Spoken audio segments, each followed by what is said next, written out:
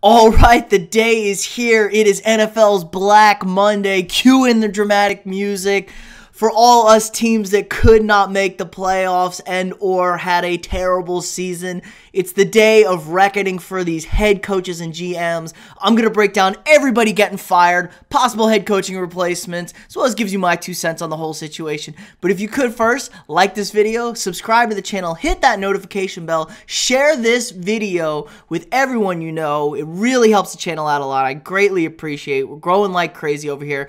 All right, let's get into it. So it is Black Monday, the NFL's annual head coaching culling, GM firing. Everybody's getting canned today. Vic Fangio started things off on Sunday, actually. Broncos played on Saturday. He was the first casualty officially of Black Monday. Obviously, Urban Meyer and John Gruden have been let go during the season, but that doesn't really count for Black Monday. We're all about the single day of everyone getting shit canned. Vic Fangio, Bronco fans, I'm sure, are ecstatic.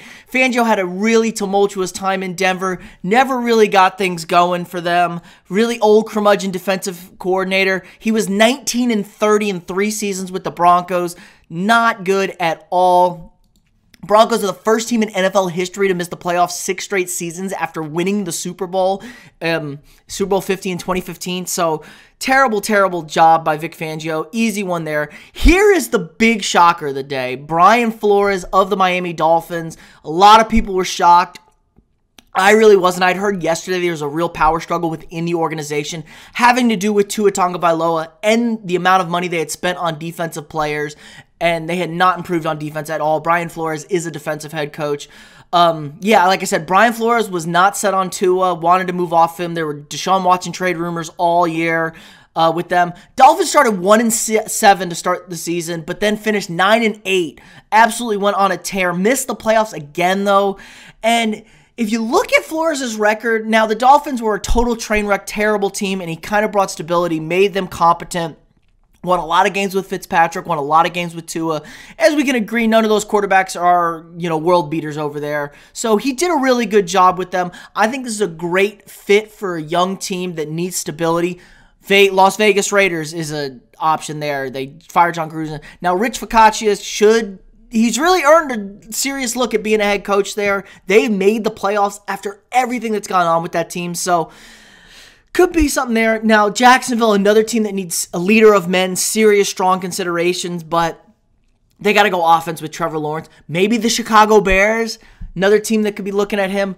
Like I said, Brian Flores' record with Miami wasn't really that great. 24-25, not cutting it in 3 years in Miami. But for how bad they were, tough. I think it was just a letdown. They were 10-6 last year and then went 9-8 this year. A lot of high expectations. Expected them to make the playoffs, but AFC is a tough division minus the Jets. Patriots were good again this year. The Bills are good, obviously. So really, really tough. But the football world reacting heavily to this one. I mean, they were crazy about this. Brian Flores provided a statement. Bill Simmons, avid Patriot fans, he thinks he should get another head coaching job ASAP. But the Patriots would bring him on and the post-Belichick guy. He's good. It's not his fault Miami took Tua over Herbert. That's true. Herbert was fantastic last night. Herbert's been a world beater. Nobody really was sure Herbert was going to be this. He was very inconsistent at Oregon. And people like Tua. Injuries were a concern. Just reaction around the NFL world about him getting fired. The guy got fired and becomes the best candidate on the market. You probably should have kept him. Yeah, exactly. 19 games over 2 years. Miami Dolphins haven't won a playoff game in 20 years. They were a total dumpster fire as an organization and a franchise. And God forbid Brian Flores brought some stability. I would not have fired Brian Flores. I think he's a great head coach. I think he's a really, really smart guy. He's 4-2 against Bill Belichick in his tenure year. That's all you need to know. Bill Belichick owns his assistant coaches. Everybody but Brian Flores. But the Dolphins don't want to be good. The Dolphins don't want to be competent. I know people are really upset about this one. I don't blame them. There's a lot of head coaching jobs out there for him to fill. A lot of opportunities. And I don't know what direction the Dolphins want to go, where they're going to go. It's just really, really tough stuff on that. Let's look at more firings over here. Matt Nagy, the Chicago Bears fans. Chicago fans rejoice. Matt Nagy and Ryan Pace have been shit canned. They're fired. They are ecstatic. Nagy's been terrible for the Bears. He can't call an offense. The only person Matt Nagy could beat was Mike Zimmer, okay? That's the only guy he could beat, but went 0-2 against him this year. They did trade up, did draft Justin Fields this year, trying to save their jobs. I think this was trying to redeem for the Mitch Trubisky disaster they had, drafting Trubisky over Deshaun Watson and Patrick Mahomes. Never really worked out.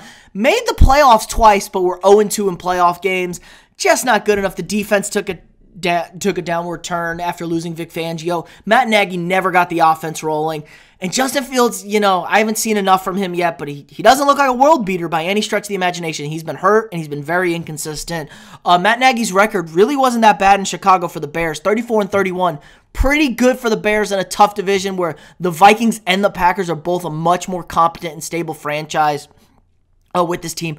But when you go 12-4 in your first year and then just go 8-8, 8-8, and then 6-11, you're probably going to get fired. People were not happy with the way he handled things with them.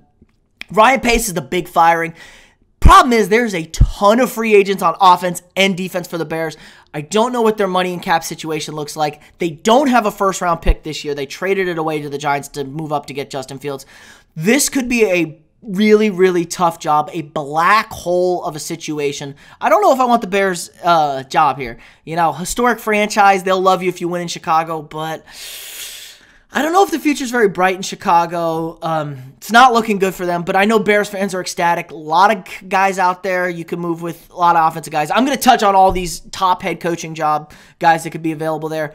My last and certainly not least firing, my man Mike Zimmer finally got let go. Rejoice, Viking fans, rejoice. We are ecstatic. It was time for Zimmer to go. Now, Zimmer brought some real stability for the franchise. They were terrible in 2013 when he got hired.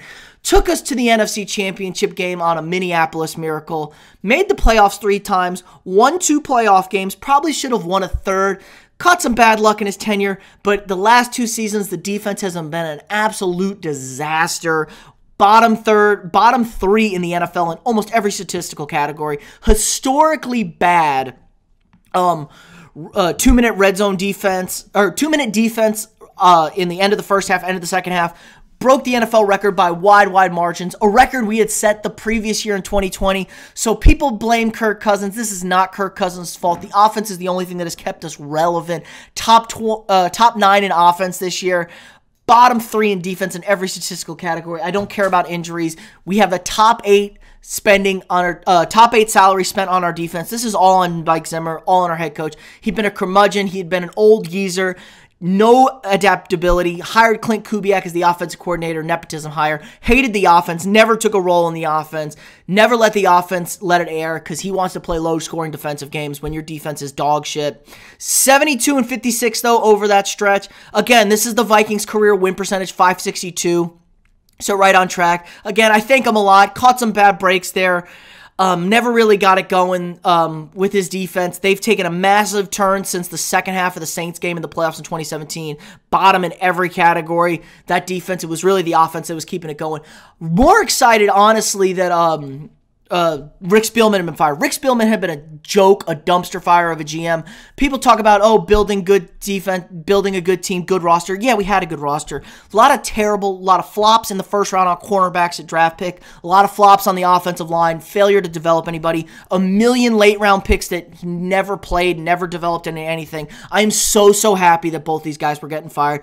Looking forward to a young offensive head coach for the Vikings. All right, yeah, so a lot of head coaching of guys available. Let's look at the guys who could be the future head coaches of some of your teams. Obviously, biggest name out there, Jim Harbaugh. There is rumors that he will leave Michigan for an NFL job. Probably the #1 candidate. Really stable guy. Linked to Vegas, but you never know. Like I said, Rich Faccia has done a great job with the Raiders, getting them to the playoffs after everything that's gone on with them. So he could be available out there. Another big name, Byron Leftwich. This is who I want for my Vikings out there, offensive coordinator in Tampa Bay. Really, he's a young guy, done a great job, former NFL quarterback. Everyone loves him. Offense was good with Jameis Winston. Jameis just turned the ball over 1,000 times. Great play callers, won a Super Bowl. Great experience. Now the Jaguars are going to want him. He was a Jaguar as a quarterback. Jaguars are going to be looking at him, but They're probably going to go offense. Obviously, Brian Flores, like I said, going to get a head coaching job. Josh McDaniels maybe going to get another look. New England Patriots OC. He's burned a lot of bridges in the NFL, but people are starting to warm to him. I wouldn't touch Josh McDaniels. Matt Campbell, Iowa State. I don't want any part of that. Nathaniel Hackett, Green Bay's offensive coordinator. Aaron Rodgers is very, very high on this guy. So if a team hires him, maybe Denver Broncos, hint, hint, hint, Aaron Rodgers might force his way out of Green Bay, get him going. People are really, really high on him. Even though Matt LaFleur calls plays, he's done a great job. Jim Caldwell, former Lions head coach. Lions were really, really competent with him. I mean, they were a 545 winning team. They expected a little bit more, but you've seen the Lions since then. Absolute disaster. Now, I do love me Dan Campbell in Detroit. He's a fun guy to play for. I think they're going in the right direction, the Lions, with him. But Jim Caldwell, another guy, he's kind of one of those guys, reminds me of a Clint Kubiak, Gary Kubiak, not Clint, sorry. Clint Kubiak sucks ass. Gary Kubiak won a Super Bowl, was never really a barn burner in Houston. Kind of a guy who gets a bad team to average. He doesn't really feel like a guy who's going to win you a Super Bowl. But you don't necessarily need that guy. There are a lot of teams that could use a guy to get you to be good that are a dumpster fire of a franchise. Jacksonville Jaguars. Matt Eberflus, DC in Indianapolis, for Indianapolis. Colts had a great defense, but not a good end to their season. Don't know. Patrick Graham, people like him. Yeah, I don't know, man. The Giants are just such a dumpster fire. I can't believe the Giants are keeping Joe Judge. Let's talk about that. They're Dave Gettleman retiring in the Giants, but they're keeping Joe Judge. Joe Judge, since he's been hired, their offense has been 32nd in every category. Rushing yards, passing yards, yards per play, end points per game. Total disaster for the Giants. I don't know why they're keeping Joe Judge. Embarrassing for the Giants there. Eric Bieniemy, the Chiefs offensive coordinator, he's been the top candidate the past few years, hasn't got a job. There has to be a reason why he hasn't gotten the job, I think. He doesn't call plays in Kansas City. That's a big issue there. Andy Reid calls the plays. We've seen Andy Reid coordinators who don't call plays not have some success. Brad Childress comes to mind, with me as a Vikings fan. Doug Peterson was a good hire for them. He called plays, though. Before he went to the Eagles, he won a Super Bowl, but of course he's available. That's the guy the Jaguars should really, really look at. Doug Peterson is an offensive guy, stability, head coaching. Things ended in Philly in an interesting way, but it happens there. So Eric Bieniemy, I'm not so hot on. It's easy to do things on offense when you have Patrick Mahomes, Travis Kelce, and Tyreek Hill. You're not going to have that with a new thing. Luke Fickell, no, Cincinnati, get out of here. Kellen Moore, offensive coordinator for the Cowboys, young and up-and-comer. Cowboys' offense is very, very good, but been a little inconsistent for me. I don't know if I want to go with Kellen Moore. I'm not hiring Marcus Brady, offensive coordinator for Indy yet. Their offense was terrible yesterday. They've been very inconsistent.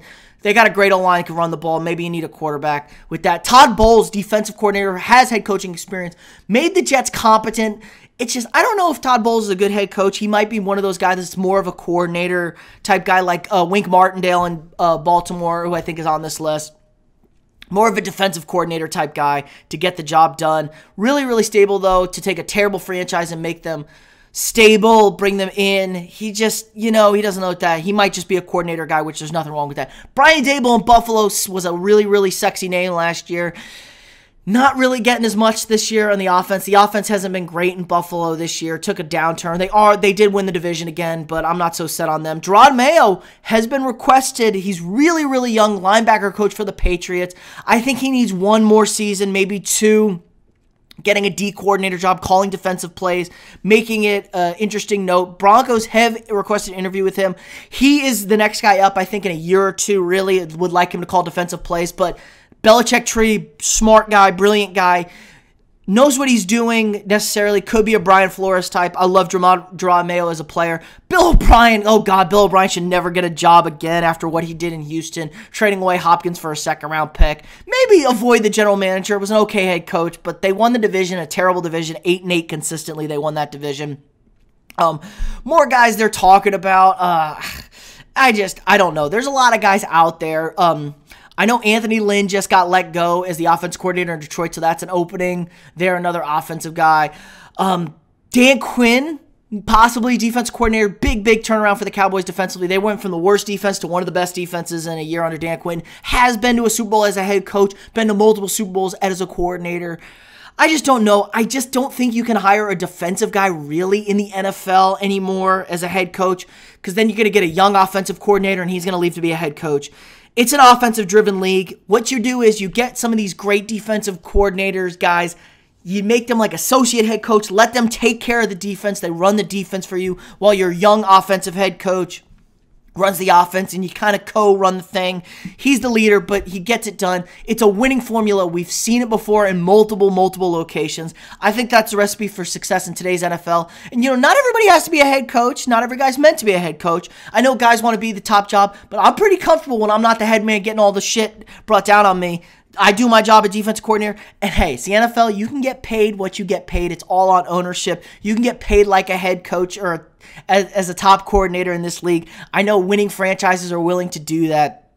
But like I said, really, I don't think anybody else is going to get fired.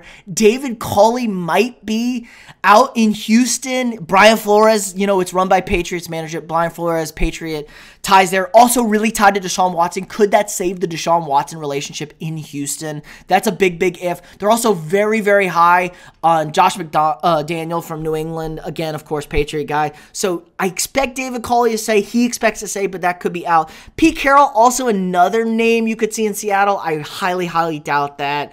They're just going to roll it again in Seattle. They don't know what to do. They finished 7-10 strong with Russell Wilson down the stretch. Got to fix some things in Seattle. I don't know what's going to look like moving forward. Of course, teams that fired their GM got to hire a GM first. I don't know any good GM names out there. I haven't really looked into it. Louis Riddick's always a name for ESPN out there. But yeah, that's going to do it for us today. Again, if you like this video, subscribe to the channel. Hit that notification bell so you get these updates on these daily videos. Share this video with everyone you know. Get the word out there on the channel, and I'll see you all tomorrow.